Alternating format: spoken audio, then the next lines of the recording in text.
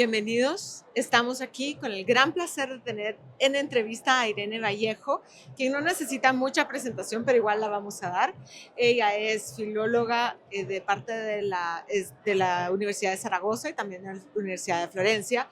Ha escrito novelas, ha escrito ensayos, también escribe en periódicos, pero su obra maestra para nosotros es El infinito en un junco.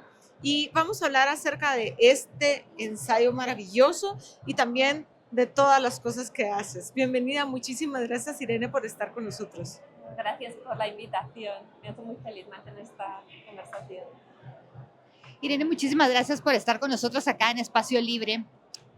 A ver, tu vida comenzó en un mundo de libros. Desde pequeña tu madre te leía y te influenció libros como La Odisea. ¿Cómo reflejas la Odisea en tiempos modernos? Bueno, yo creo que La Odisea es un libro realmente muy actual porque es la historia de una migración, ¿no? De un retorno, de una búsqueda, ¿no? Del naufragio en costas, en islas, ¿no? La llegada a lugares donde no sabes si serás bien recibido, encontrarás habitantes hostiles, ¿no? Y, y es todo un universo que habla y ofrece un símbolo de la condición del ser humano contemporáneo, ¿no? Siempre en perpetua aventura, en perpetuo viaje, búsqueda, ¿no? En esa dimensión entre la curiosidad permanente, pero también la añoranza del hogar y de la familia y del espacio seguro, ¿no? Y sobre todo este Odiseo, Ulises, es un gran platicador, ¿no? Seduce a todo el mundo más que por la fuerza de las armas, por la atracción de su palabra. Entonces es el archinarrador, el hombre que despliega todo su poderío, no luchando como en la Ilíada, sino hablando, contando, maravillando. Y eso me parece que tiene un gran atractivo para todas las personas que amamos la palabra y las historias. Es como la gran épica del relato contado y de la atracción de la historia y de las historias. En varias entrevistas te he escuchado decir algo que yo creo que vale la pena remarcar y es tu rechazo a la censura moderna de los relatos antiguos. Sí. ¿Nos puedes elaborar un poco de eso y por qué es tan importante en conservar las historias en su formato original? Todas esas historias tradicionales son depositarias de una sabiduría ancestral y antigua que deberíamos tener la humildad de ser capaces de leer directamente y tal cual era, también con su crudeza, porque si no intentamos azucararlas, domesticarlas, ¿no?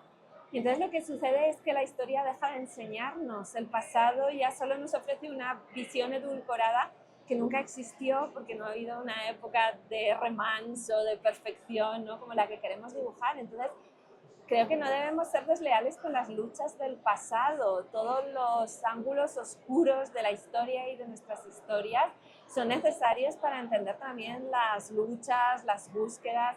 ¿Qué sentido tendría el feminismo si eliminamos todas las huellas del patriarcado y del machismo anterior? ¿Qué sentido tendría la lucha por los derechos civiles si borramos la existencia del racismo, ¿no?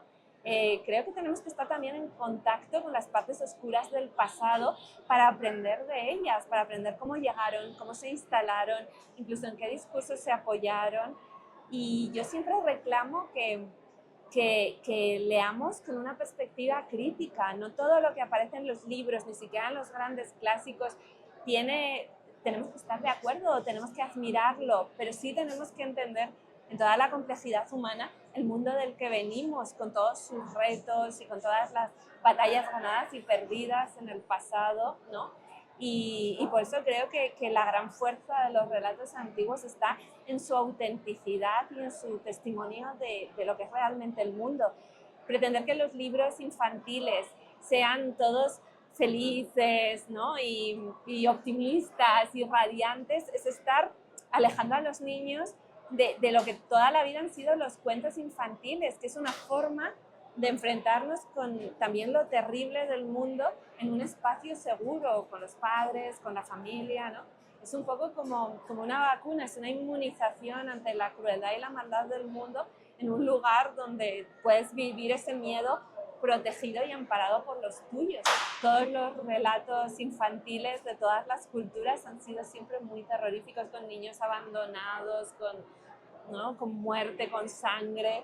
Y los mitos griegos, por ejemplo, o el Popol Vuh, están llenos también de esta violencia que es parte de la vida y hay que conocerla y hay también que saber de ese lado oscuro para que luego el mundo no nos encuentre desprevenidos y desprotegidos, ¿no? Pues yo creo que la fuerza de esos relatos y lo que cautiva realmente a los lectores es la capacidad de contar todas esas dimensiones y complejidades y claroscuros de la experiencia. Si lo amputamos, simplemente le hacemos la cirugía estética, pero deja de ser humano, deja de ser verdadero y se convierte en un constructo sin alma. Irene, y en ese sentido, tú nos dejaste en tu libro un legado de ese amor a los libros y esa historia, pero has escrito libros para niños. También, sí. ¿Cómo has comunicado ese amor a los libros en tus libros para niños? Sí, el primero de mis libros infantiles, que se titula El inventor de viajes, lo escribí cuando supe que estaba embarazada y pensé cómo puedo recibir en el mundo a mi hijo, qué regalo le puedo dar. Pues lo mejor que sé hacer, creo, es escribir. Y entonces pensé en escribir ese cuento para él. Y entonces también fue una manera de entrar en contacto con la niña que yo fui cuando leía. Y pienso que en general el arte es siempre una invitación a que no perdamos el contacto con esa infancia nuestra, ¿no? Con esa capacidad de jugar, de preguntarnos, con toda esa curiosidad y sobre todo no subestimar a los niños, ¿no? Tratarlos como lectores profundamente inteligentes, que solo se merecen todo lo mejor, ¿no? No hay que pensar que la literatura infantil y juvenil es como una hermanita menor de la literatura para adultos. Es importantísima, es donde se siembran las semillas para los lectores adultos futuros, ¿no? Porque todos pasarán por esa fase de fascinación y antes hablábamos, ¿no? De esa maravilla de que los padres te lean, te compartan historias, hablen contigo, te cuenten, compartan sus recuerdos, ¿no? Y cómo se crea también una relación maravillosa dentro de la familia a través de la palabra compartida, el diálogo, ¿no? Y que eso también es una introducción para luego ser capaz de hablar de los conflictos que se viven en la infancia, en la adolescencia. Y eso es importantísimo. Yo como niña que sufrí bullying, sé de lo importante que es poder encontrar las palabras para hablar de lo que te sucede, sobre todo cuando lo que te sucede es duro y terrible. Y entonces crear una atmósfera familiar en la que fluye la palabra, en la que se comparte, en la que hay confianza y hay intimidad, es algo muy valioso. Y además ahora se está empezando a estudiar cómo los niños a los que se lee todos los días, un ratito, unos minutitos antes de dormir, entran a la escuela ya pertrechados con más palabras, mejor vocabulario, mejores estructuras lógicas, capaces de contar, de explicar, de resumir, de escribir, con mucha más habilidad, y eso es un don para toda la vida, porque al final nos relacionamos con los demás a través de la palabra. Con la palabra seducimos, con la palabra convencemos, con la palabra amamos, con la palabra nos transmitimos el miedo o el coraje. Entonces, esa capacidad de amar las palabras, un autor latino decía, los libros hacen los labios. Es que lo que leemos, en lo que leemos está el vocabulario de nuestra propia vida, cómo nos exploraremos, cómo estaremos en contacto con nuestras emociones. Tiene también mucho que ver con esa experiencia que puede empezar ya en la infancia y que es maravilloso que así sea. Yo siempre animo a todos, papás, abuelos, abuelas, tíos, tías, madrinas, padrinos, por favor lean a los niños. Si no hay libros, compartan sus experiencias, sus vivencias, sus recuerdos con los niños, porque es un regalo luminoso el que se les hace con las palabras y con el lenguaje y con la memoria. En tu libro tú hablas de la convivencia, de la oralidad al traspaso de la literatura, y también te he escuchado hablar de cómo el libro como artefacto existente también convive con el libro digital. Pero más que eso, ¿tú qué opinas de la escritura ayudada por inteligencia artificial que se está dando tanto ahora? Todas las épocas de revoluciones tecnológicas han venido acompañadas de miedos, ¿no? Y de discursos apocalípticos. Así sucedió cuando se inventó la escritura y así sucedió cuando se inventó la imprenta. Había muchos discursos de cómo esto iba a ser el fin de la cultura y que ya no sería tan puro como en los tiempos antiguos, ¿no? Y un poco se parece a lo que ha pasado primero con el mundo digital y el libro electrónico, los buscadores, Google, las redes sociales y ahora con la inteligencia artificial. Yo creo que la inteligencia artificial deberíamos pensarla como un apoyo para la creación humana y nunca como una sustitución, ¿no? Probablemente la inteligencia artificial hará cosas que para nosotros ahora son tediosas, difíciles, nos puede ayudar en la documentación, nos puede ayudar en muchas tareas, pero no pienso que sustituya la actividad humana, igual que las antiguas revoluciones no la sustituyeron, ni la escritura, ni la imprenta. Al final la literatura es algo profundamente humano y cuando lees un libro hay una conmoción profunda cuando sabes que algo nace de una experiencia compartida, humana, que se comunica a través del libro. El libro es solo el vehículo, pero lo verdaderamente importante es el sentido, la emoción, la sabiduría, la experiencia que compartimos. Entonces, por otro lado, la inteligencia artificial por ahora no es capaz de innovar realmente. Sabe hacer combinaciones de lo ya existente, pero nunca podría producir uno de esos libros que realmente cambian el trayecto de la literatura, ¿no? Y que se sienten como algo realmente nuevo y que al mismo tiempo enraiza en esas necesidades, en esas verdades que nadie estaba expresando antes y que de repente encuentran no como un canal en un libro, en un autor. Eso la inteligencia artificial no lo puede hacer porque la inteligencia solo cuenta con lo que ya existe, con lo que ya se ha dicho, con lo que ya se ha escrito. Entonces, bueno, yo soy optimista y pienso que si somos capaces de tratar con madurez la inteligencia artificial, nos puede ayudar, pero no nos sustituirá. Irene, tú has hablado precisamente de esta comunicación, de esta palabra, de esta transmisión oral, pero la escritura es muy importante, tú eres escritora, para comunicar ese pensamiento, para ordenar el pensamiento, plasmarlo y que se produzcan más libros. Estamos teniendo una época de reto para que las generaciones jóvenes lean, pero que escriban es aún más y quizás ahí sí hay un problema del mundo digital a la escritura. ¿Cómo ayudarías tú, cómo recomendarías tú a los padres? Porque, perfecto, le leemos en la noche. ¿Y cómo hacemos para que escriban, para que empiece esa comunicación y que los libros sirven para ello también? Claro. A ver, yo creo que cuando escribimos, liberamos emociones, miedos, ¿no? Que son muy profundos y por eso incluso hay corrientes de psicología que recomiendan la escritura automática porque nos ayuda a conocernos. Incluso en tratamientos de depresiones se recomienda escribir diarios porque eso ayuda también a esclarecer el propio pensamiento y parece que los problemas se vuelven más manejables cuando los escribimos, ¿no? y los verbalizamos y les damos una forma y empezamos a abordarlos casi cuando escribimos. Entonces esa es una cultura que no se debería perder, además también porque neurológicamente hay ciertas habilidades que la escritura manual mantiene vivas y conexiones que no deberíamos desentendernos de ellas. Entonces, esos rituales antiguos de escribir cartas, postales, ¿no? De dejar notas a las personas queridas, me encantan las ferias del libro, las dedicatorias de los libros, que es como, ¿no? Un retorno a la escritura manual, querer tener en el libro no solo la letra impresa, sino la letra del escritor, o cuando se regala un libro con una dedicatoria, ¿no? Todas esas son cosas hermosas. Yo de todas maneras creo que tenemos mucha tendencia a desconfiar de las nuevas generaciones cuando en realidad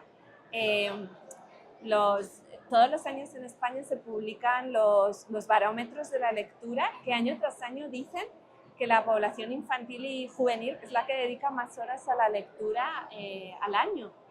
y está muy extendida esa idea de no, los jóvenes no leen libros que no son interesantes o que no son valiosos.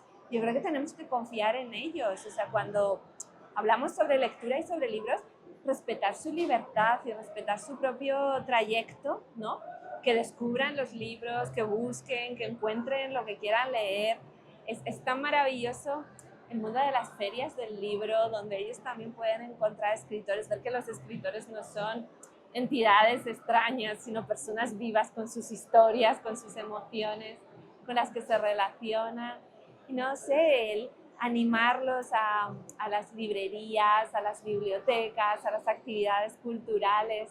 Pero también es cierto que en redes sociales hay muchos jóvenes recomendando libros, compartiendo sus pequeños textos, sus reflexiones, hablando sobre sí mismos. Incluso los vídeos muchas veces están guionizados, por tanto hay un ejercicio de escritura previa. Entonces yo creo que leer y escribir ha sido siempre una actividad muy minoritaria y que realmente en el presente es cuando más jóvenes están leyendo, están escribiendo, están creando, tienen herramientas, tienen curiosidad, tienen inquietudes. Entonces yo creo que hay que animarlos y darles coraje y no estar como siempre desconfiando de lo que hacen, de lo que piensan, de lo que quieren y de su curiosidad. Eso se aviva, pero también entendiendo que los adultos tenemos que aprender de los jóvenes y que la gente joven también tiene que educarnos a nosotros. Irene, a mí me sorprende escucharte hablar en las entrevistas porque cuando yo te leo es exactamente igual, es como que estuviera teniendo una conversación contigo. Incluso bonito. en tu ensayo, tú saltas de un tema al otro, de un momento histórico al otro y regresas. Estamos hablando de la Biblioteca de Alejandría y te pasas a otro tema y regresas a la biblioteca. ¿Qué escritores han influenciado para que tú tengas ese estilo? Bueno, yo siempre he sentido que la literatura es algo vivo y la historia también, que hay como hilos que nos unen al pasado y por los que todavía siguen vibrando emociones, experiencias, ¿no? Y cuando yo estudio el mundo antiguo y me fascinan todas las grandes culturas originarias de todo el mundo, ¿no? Y veo que hay emociones, miedos, pasiones tan parecidos a los nuestros. Creo que ese es un mensaje muy, muy poderoso, ¿no? Porque estamos en una época en la que resurgen tantos discursos de odio, excluyentes, contra extranjeros, contra migrantes, ¿no? Lo estamos viendo en todo el mundo. Y hay como una tendencia a exacerbar las diferencias entre las personas y casi como deshumanizar al que no es igual a nosotros. Y entonces, para mí los clásicos transmiten un mensaje contrario, el mensaje de esperanza. Si podemos leer un texto de hace 2000 años o podemos leer el Popol Vuh y sentir que hay tanto en común, ¿cómo no vamos a poder comprender y sentirnos parte de una misma comunidad con la gente que comparte el mundo contemporáneo con nosotros, ¿no? Entonces yo creo que hay que centrarse en aquello que nos une, en aquello que compartimos, ¿no? En aquello que podemos comprender y que de alguna manera nos desarma porque sentimos, antes teníamos una conversación, ¿verdad? Decíamos cuántas experiencias compartidas, aunque vivamos en dos partes distintas del mundo, pero hemos vivido cosas semejantes, el amor por los libros, los papás que nos leen, el bullying y tal, y eso hace que sientas esperanza de que con tanto vivido, ¿no? Y a pesar de las diferencias y de las distancias y de los países y de las culturas, hay algo profundamente humano que compartimos. Y creo que en eso hay que centrarse, ¿no? En la escritura y también en los mensajes públicos. Basta ya de divisiones, vamos a intentar comprendernos y ser más humanos, ¿no? Por nosotros mismos y por las otras personas también. Irene, en tu libro, y precisamente Luisa lo menciona, la Biblioteca de Alejandría es un tema importante, pero de las cosas que uno descubre en tu libro, más importantes aún, es que no es tal cosa como que la quemaron y se destruyó, sino que fue una cosa paulatina, y cómo el hecho de que los papiros con otras bibliotecas y otros materiales, las pieles, las fibras, cómo empezaron a crecer, se creó una competencia inclusive que fue positiva. Sí. Yo creo que es una parte que me encantaría que nos narraras un poco de tu visión, para que la gente que nos esté escuchando, nuestro programa es muy político a veces. Yo creo que este tema es importante para que la persona venga y busque el libro y le encuentre este placer a la literatura de esa forma. Claro, es que los libros son objetos maravillosos. Ahora estamos tan acostumbrados a que existan que ya no nos asombramos ante ellos, pero son el resultado de una larga historia, buscando primero la invención de las escrituras. Bueno, y este país es uno de los países que ha inventado y ha creado una escritura propia, por tanto es uno de los grandes centros de la historia de la escritura. Luego inventar o encontrar los materiales en los que a los que confiar esa escritura, en la piedra, en los materiales vegetales, en la piel, en los metales, en la madera, ¿no? En el barro. Hemos escrito casi en los árboles, ¿no? Casi en todo lo que nos rodea, alguna vez se ha escrito, y cómo se fue buscando, probando, intentando, cómo distintas culturas y civilizaciones han inventado escritura y libros de forma independiente y propia, ¿no? Hasta qué punto hemos sentido esa sed de escribir, porque al final, ¿qué es escribir? Escribir es rebelarnos contra la destrucción y contra el olvido, que a mí me parece que esa es la clave de todo. Si no existían los libros, no existiría la historia, todo sería una prehistoria permanente en la que apenas hay recuerdo de lo vivido, de lo sentido, de las leyes, de las leyendas, de las emociones, de los versos, de las tradiciones, de los imaginarios.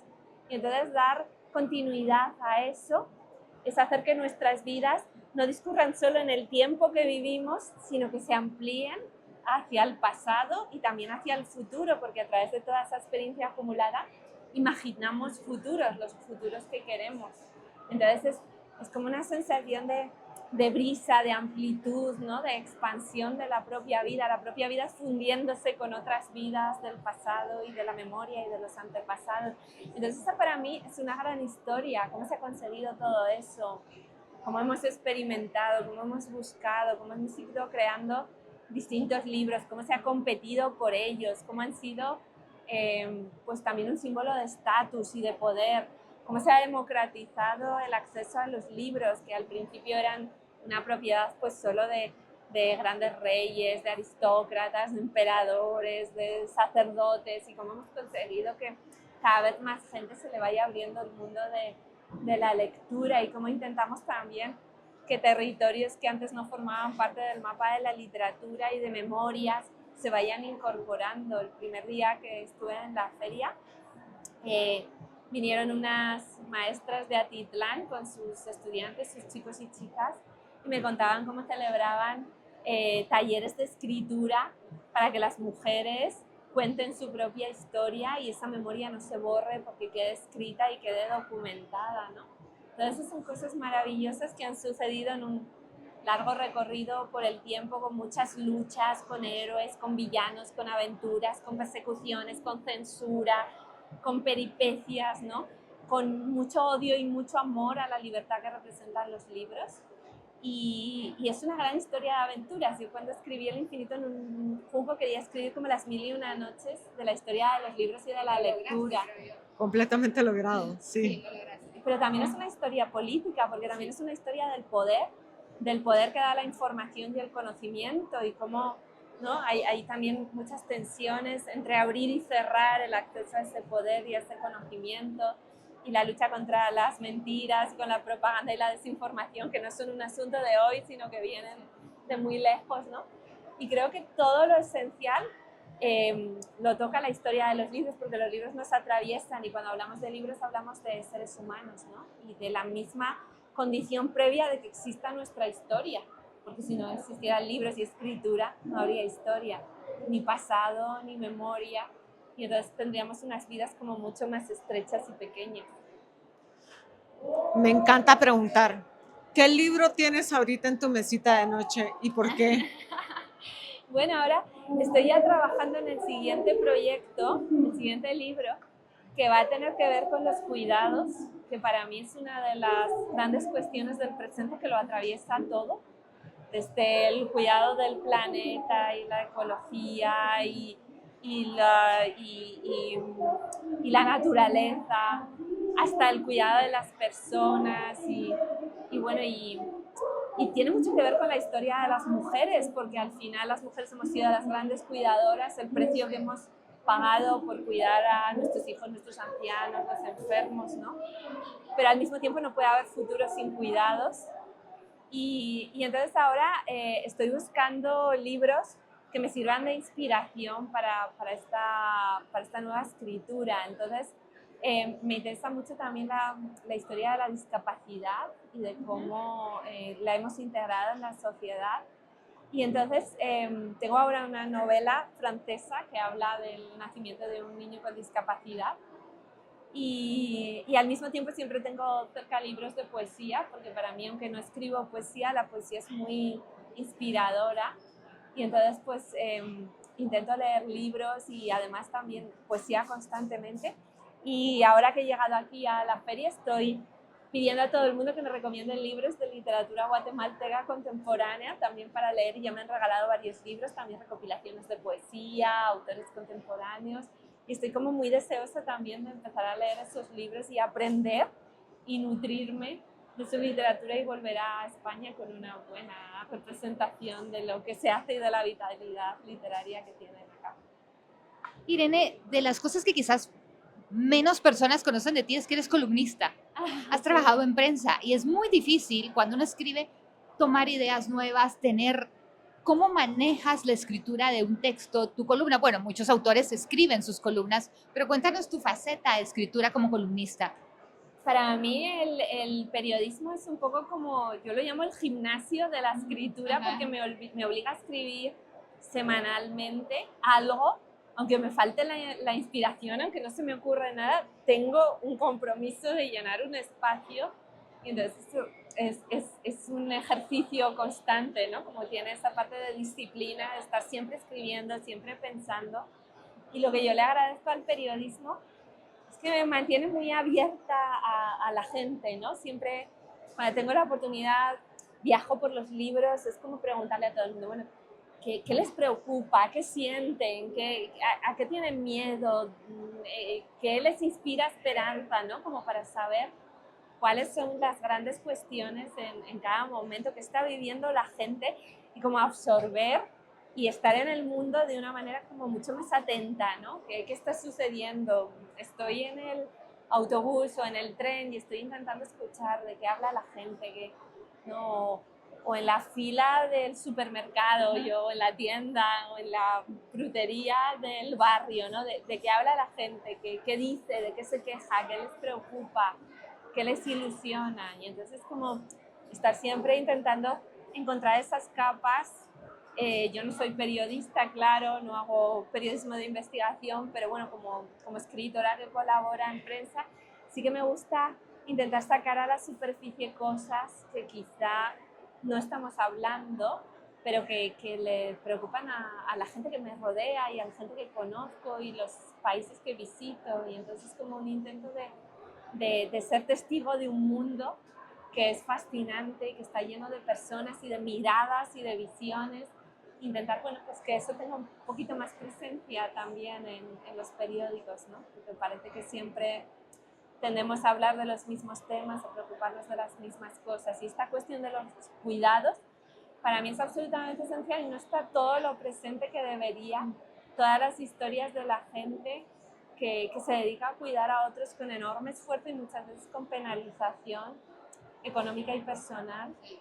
Y sin embargo esto es absolutamente imprescindible. ¿Qué sería del mundo si no tuviéramos ese cuidado por el futuro que son los niños y por el futuro que seremos nosotros también cuando envejezcamos y necesitemos que otras personas nos atiendan? Entonces hay que reivindicar también toda esa labor silenciosa que es la que sostiene el mundo. ¿Cuándo estará? Bueno, pregúntale. Perdón. ¿Cuándo estará listo? Porque me encantó la idea. Sí, estoy trabajando, pero claro, tantos viajes, tantas promociones me alejan constantemente de la escritura. Entonces he decidido que de alguna manera este viaje a Centroamérica es como un broche y que a partir de ahora voy a intentar espaciar más los viajes y dedicarme, encerrarme más al proceso de escritura, que necesita también serenidad y tiempo y tranquilidad y lectura, investigación. Y es curioso este oficio de la escritura que hace que pases épocas como de ermitaño, retirado del mundo, obsesionado por los libros, y luego cuando aparece un nuevo libro, toda esta vida pública de los viajes, de la presencia, de las conversaciones, de los clubes de lectura, y estás siempre como yendo y viniendo de la soledad a la muchedumbre, y es hermoso también el no quedarte solo en uno de los dos lugares, sino cultivar también el silencio, la serenidad y luego la conversación y el compartir, porque todo el trabajo que tú haces, si no se comparte, no tiene ningún sentido. De los personajes femeninos entre la Ilíada y la Odisea, ¿con quién te gustaría sentarte a cenar y qué le preguntarías? A mí me gustaría platicar con Circe, por ejemplo, pero ¿con quién te gustaría a ti? Circe es un personaje muy fascinante. También me gusta mucho Nausicaa, esa joven que encuentra a Odiseo desnudo en la playa y lo recibe y se lo lleva al palacio y lo cuida, y parece que hay como una especie de hechizo o encantamiento mutuo entre los dos, una especie de semilla amorosa, pero que nunca llega a manifestarse más allá.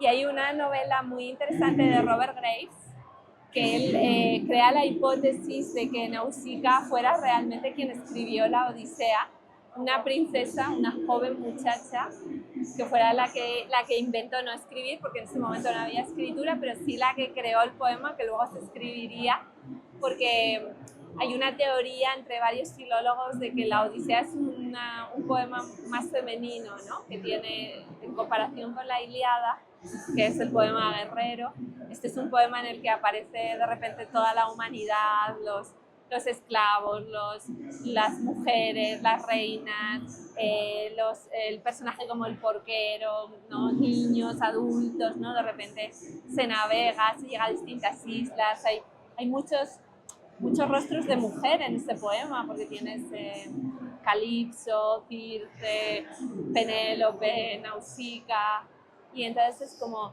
Helena, pero también la reina, la diosa Atenea, ¿no? Entonces es como un mundo que de repente se abre a una experiencia mucho más rica, más sutil. Aparece la añoranza del hogar, el amor, la familia, ¿no? Entonces existe esa idea en todo el desconocimiento que tenemos de quién puede estar detrás de los poemas homéricos, pero esa idea es hermosa, ¿no? De que pudiera ser una mujer joven la que compuso el poema, y por eso hay tantas osadías, y por eso se reservó a sí misma como el papel de Nausicaa, que salva al héroe, y como esa travesura de que al final el hombre necesite que una mujer lo salve y lo ayude y lo rescate. Y eso me parece una idea hermosa. Y si yo pudiera tener una conversación con Nausicaa, le preguntaría, pero ¿eres tú la autora de la Odisea? Es verdad que todos estos versos maravillosos nos los dejó una mujer. Eso sería lindo. Irene, todos tenemos, por lo menos los lectores, que nos encanta un género literario o algún tipo de libro que te sirve como, no sé, medicina para el alma. ¿Cuál es tu medicina para el alma? En mi caso es la ciencia ficción. Es lo que me saca de toda la política y todo lo que estamos viviendo. ¿Qué es tu medicina para el alma en la lectura? Yo creo que desde la infancia han sido las mitologías. Para mí los relatos de la mitología son muy hermosos porque son muy abstractos, en ese sentido son muy intemporales, ¿no? Van como a los grandes temas de la humanidad, pero al mismo tiempo son concentrados de sabiduría, aquello que las generaciones han querido legar a sus descendientes. Entonces a mí me gustan mucho todas las mitologías del mundo, las orientales, las nórdicas, las mediterráneas, las americanas, ¿no? Como cada pueblo tiene intuiciones tan maravillosas sobre la vida, sobre el mundo, sobre la creación, sobre la existencia, sobre el amor, sobre la razón por las que las cosas son como son, ¿no? Sus relatos de creación, de génesis del mundo, todo eso me parece absolutamente maravilloso, ¿no? Como cada cultura y en cada lugar se ha creado un imaginario distinto sobre la vida, y que al mismo tiempo es tan comprensible para cualquiera, aunque lo lea desde otra perspectiva y desde otra cultura. Y además se ven muchos nexos entre las mitologías, y cuando comparas las mitologías ves que hay muchísimo en común, ¿no? Y Y por ejemplo, pues leyendo hace poco el Popol Vuh con mi hijo, que antes de este viaje pues lo leímos juntos, y se lo iba leyendo por la noche y me regalaron aquí una traducción muy especial. Yo la leía en otra traducción que encontré en España y nos gustó. A él le emocionó mucho esta historia de los dioses que van haciendo como sucesivos intentos de crear a la humanidad y se equivocan y no les sale bien y tienen que volver a empezar con otro material. Y yo le decía, ¿ves, Pedro? Si los dioses se equivocan, no tengas tu miedo de equivocarte porque todos hacemos chapuzas y cosas imperfectas y no te preocupes y no le tengas miedo al error, porque esto es lo que te enseña este poema, de que a veces hay que intentar las cosas muchas veces hasta llegar al resultado definitivo, ¿no? Y esa historia le gustó mucho, ¿no? La historia de los dioses que también fallan y también tienen que corregirse y también tienen que llevar su propio proceso de conocimiento. Y esa idea le gustó mucho como una forma de respaldar el amor por el error, también como una forma de aprendizaje. Tú hablas de las maldiciones en las bibliotecas de aquel que no devuelva un libro. Me fascina. Pero ¿tú crees que el hecho de que las bibliotecarias modernas sean mujeres, por mucho que hayan sido vilipendiadas, como tú contabas de la historia esta de It's a Wonderful Life, sí, que lo peor que le podía pasar a la mujer era haber sido bibliotecaria, y te recuerdas que Stephen King tiene un cuento en el que la bibliotecaria es el monstruo? Sí. ¿Tú crees que el hecho de que las bibliotecarias modernas seamos mujeres ha influenciado el tipo de libros que hay en las bibliotecas? Yo te pondría el ejemplo de la bibliotecaria de Nueva York, que hizo la parte de la biblioteca de niños, sí, que era la diosa de los libros de niños. Sí, sí, la parte de las maldiciones es interesante porque, claro, en el mundo no había catálogos de bibliotecas, no había tarjetas y entonces no se podía controlar quién se había llevado los libros. Entonces la forma de proteger la colección eran las maldiciones, ¿no? Lanzar una maldición contra aquel que dañase un libro o que no lo devolviese, y entonces eso eran unas maldiciones terribles, con sufrimientos, tormentos en la vida y en la otra vida para quien no devolviera el libro, que es una forma ingenua también de hablar del valor de esos libros y de la dificultad de protegerlos, ¿no? Pero bueno, también los libros tienen que circular. Y sí, la verdad es que la historia de las bibliotecas, pues en los primeros siglos, en los documentos que, por lo que sabemos, pues los bibliotecarios eran todos hombres.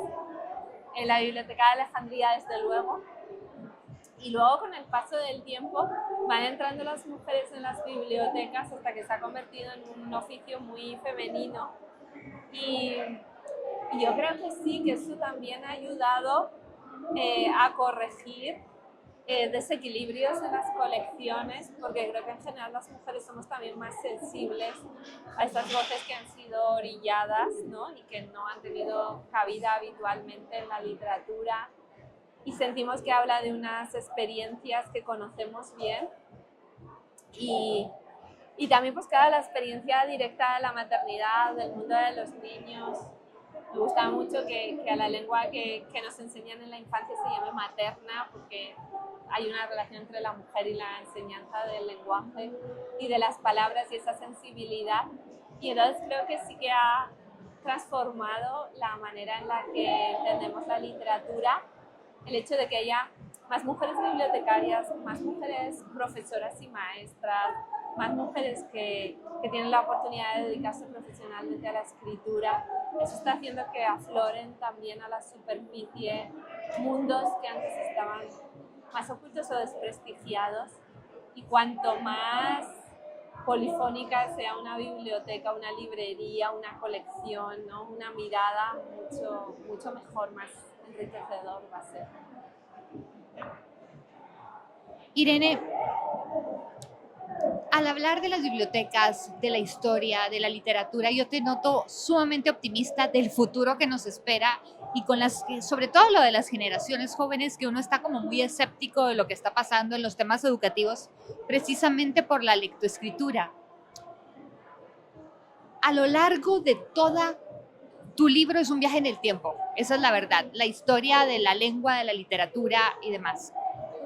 ¿Cuál crees que sería una civilización que se parezca más a la nuestra y que logró rescatarse a sí misma?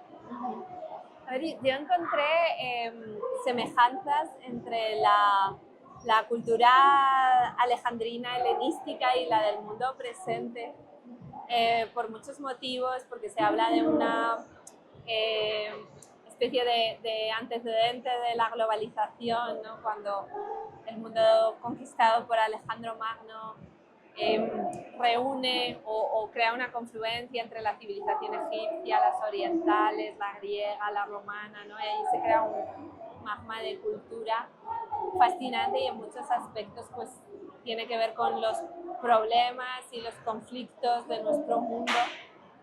Pero la realidad es que en el fondo nos podemos proyectar casi a cualquier época y encontrar en estas épocas parte de los problemas y conflictos que siguen estando ahora en el campo de batalla del presente.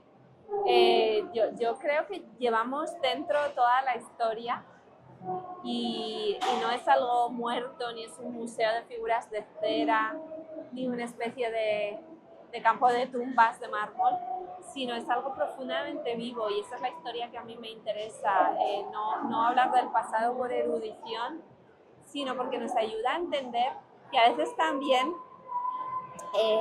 estudiar el pasado y devolverle partes que no se les prestó atención o que no se interpretaron bien, nos puede ayudar a construir nuestras genealogías y nuestras tradiciones y también resignificar ciertas ideas, dignificar a grupos de personas que han quedado orillados. Entonces al final la historia es como nuestra memoria y por eso creo que hay que hacer un esfuerzo por transmitirla de una manera muy viva y no simplemente como un recuento de fechas y de acontecimientos, sino como la materia con la que se ha forjado el mundo de hoy y los caminos que hemos recorrido para ser quienes somos. Y esos caminos son una encrucijada de muchas culturas y de muchas influencias y por eso pues creo que es tan importante las ferias del libro como lugares donde nos reunimos e intercambiamos miradas y dialogamos y hay encuentros y hay confluencias y yo creo que es una verdadera fiesta también de la palabra, no solo del libro y de la lectura, sino también de la palabra y de la comunicación en un mundo cada vez más confuso y convulso.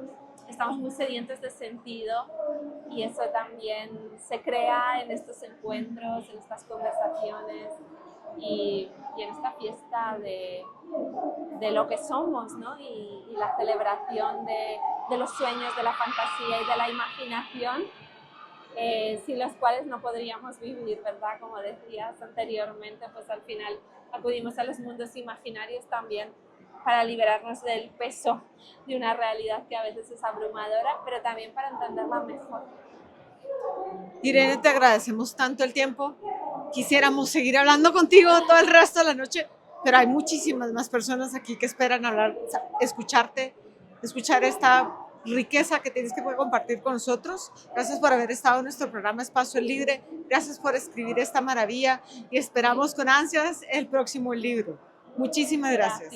Gracias por esta conversación, por estas sonrisas, por estas miradas y por lo que hemos tejido aquí juntas. Muchas gracias. Muchas gracias.